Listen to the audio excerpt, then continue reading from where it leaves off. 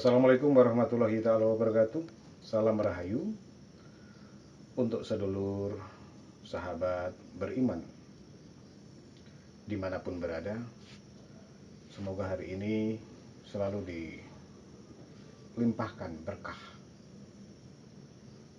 hidayah inayah, dilimpahkan kesehatan, kebahagiaan, dan kedamaian. Saya Abah Guntur, Raden Bungsu dari Gunung Guntur, yang nampak di belakang background video ini. Di momen kesempatan ini, izinkan saya ingin berbagi sedikit pengetahuan atau kajian yang selama ini sudah sering disampaikan di grup-grup media sosial soal mustajabnya doa orang yang terzolimi atau yang teraniaya. Bagaimana mengolah rasa sakit hati yang dibentuk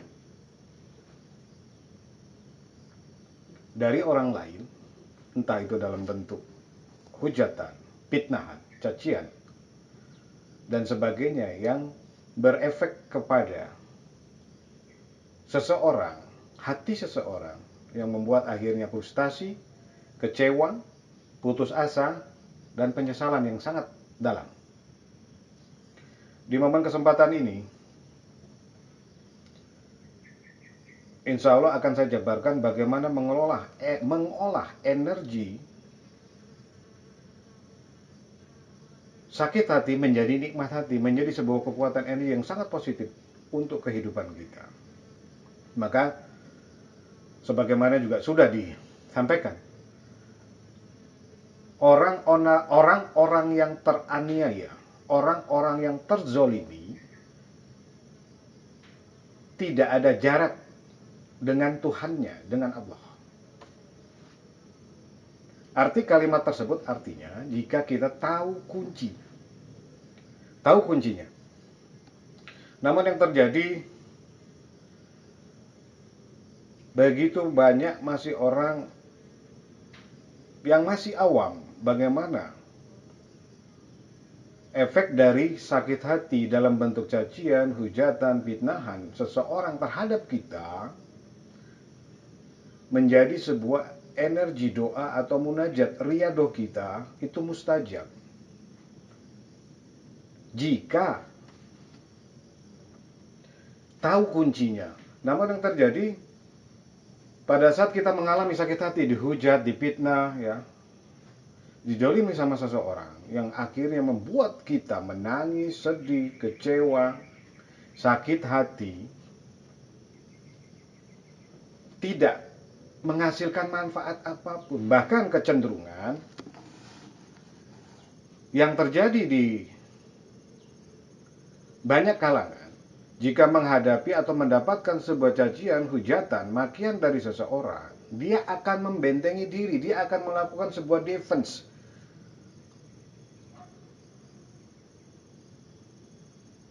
Melawan.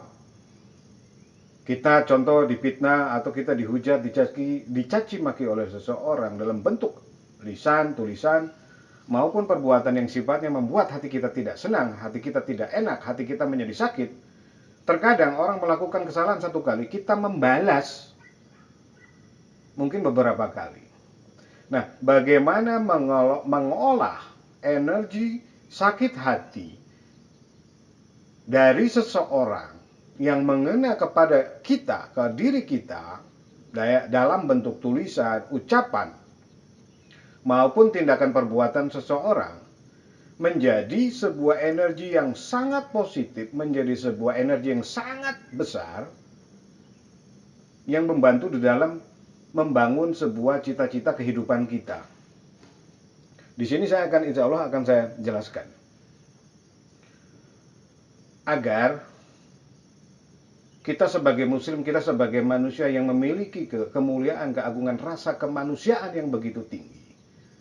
Ingat, jangan pernah kuncinya satu, jangan pernah kita membalas apapun bentuknya, apapun namanya, membela diri jika seseorang menyakiti kita, memfitnah kita, menghujat kita, menjolimi kita, hingga kita merasa sakit hati yang luar biasa, stres yang luar biasa, menangis sedih, gundah gulana.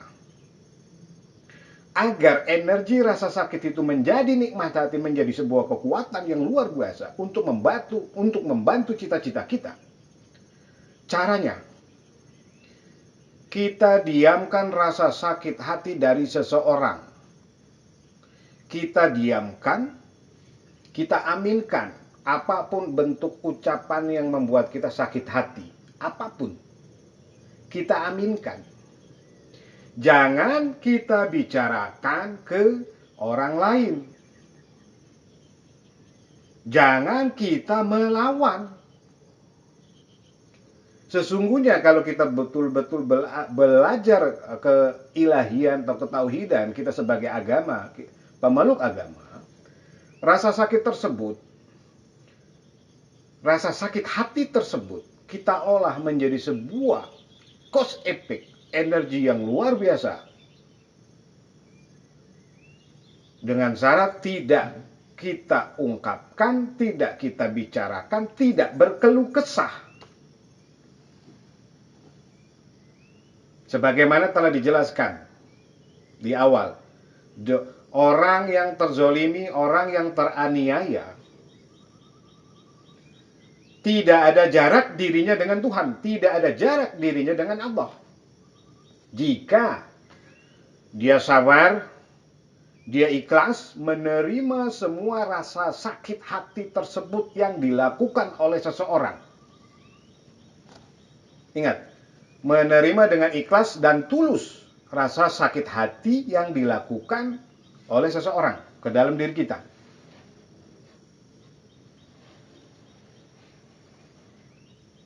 Tidak kita bicarakan, tidak kita curhat, tidak kita berkeluh kesah terhadap siapapun. Cukup rasa sakit hati tersebut kita simpan.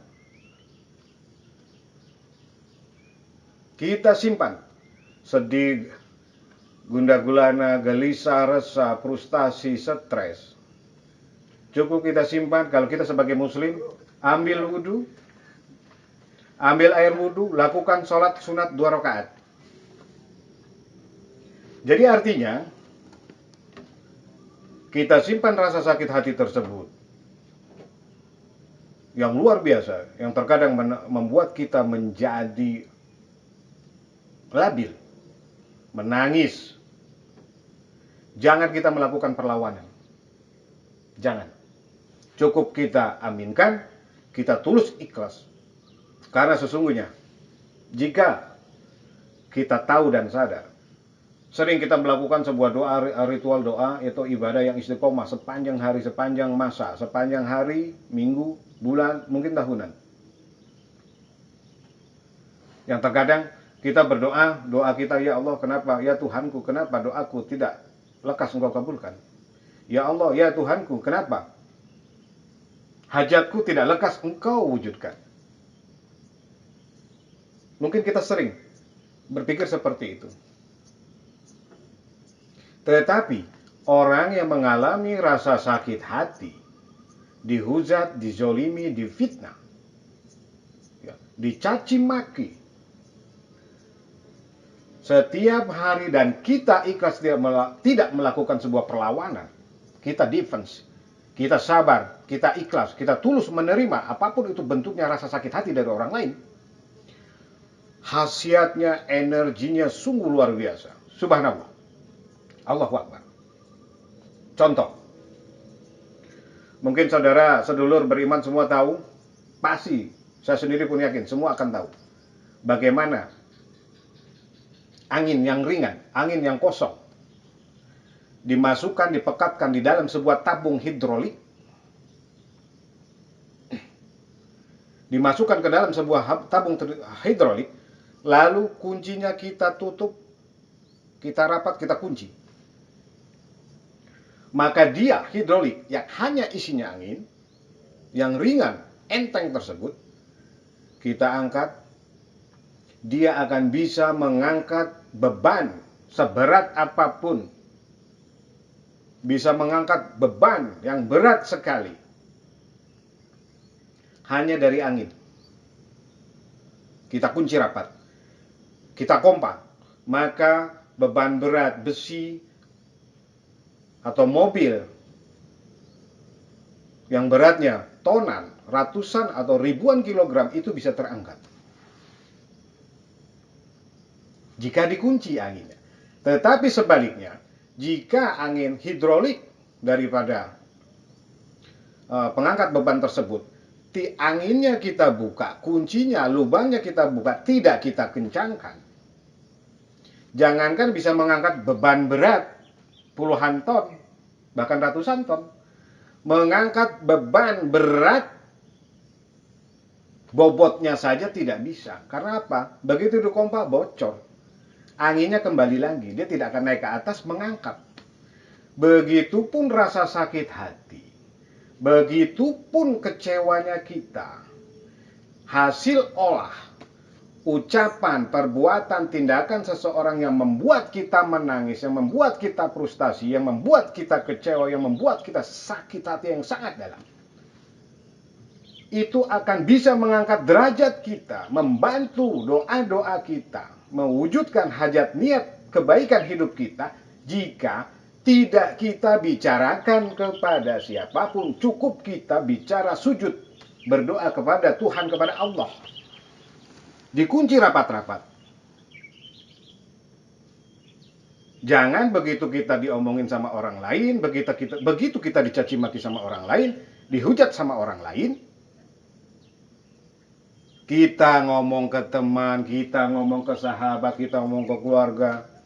Tadi aku diinikan, aku dicaci maki, aku diomongin yang tidak baik sama si A, sama si B.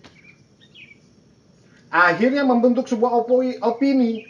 Teman bukan menasihati yang baik. Oh iya, si ini begitu, si itu begitu. Malah tambah. Orang tidak baik, kita pun jadi berbuat tidak baik. Maka kalimat orang yang terzolimi, orang yang teraniaya, itu tidak ada jarak dengan Tuhan, tidak ada jarak dengan Allah. Maknanya tidak ada, sirna bias. Karena kita tidak sabar, tidak tawakal, tidak tulus, tidak ikhlas menerima hujatan, cacian, makian, fitnahan, kezoliman seseorang terhadap diri kita. Sesakit hati apapun, kita terima dengan lapang dada. Kita terima dengan legowo. Dengan ikhlas. Jika kita seorang makhluk yang beragama, cukup lakukan sesuai dengan tuntunan agama kita. Kita ambil air wudhu, kita sholat sunat 2 rakaat, kita menghadap, kita sujud menghadap kepada Tuhan, kita menghadap kepada Allah. Berdoa, meminta ampunan. Ya Allah, ku terima. Berdoa, munajat. Ku terima bentuk rasa sakit hati apapun, kejoliman seseorang terhadap diriku, ku terima dengan lapang dada. Ku terima dengan ikhlas. Karena Engkau maha tahu dan Engkau maha mendengar ya Allah, ya Tuhan. Maka niscaya engkau ikhlas menerima rasa sakit hati tersebut, engkau ikhlas menerima hujatan, cacian, makian seseorang, maka akan selekas itu engkau bersama Allah. Allah pun akan menaikkan derajatmu, kehidupanmu, cita-citamu, keinginanmu, pencapaian hidupmu.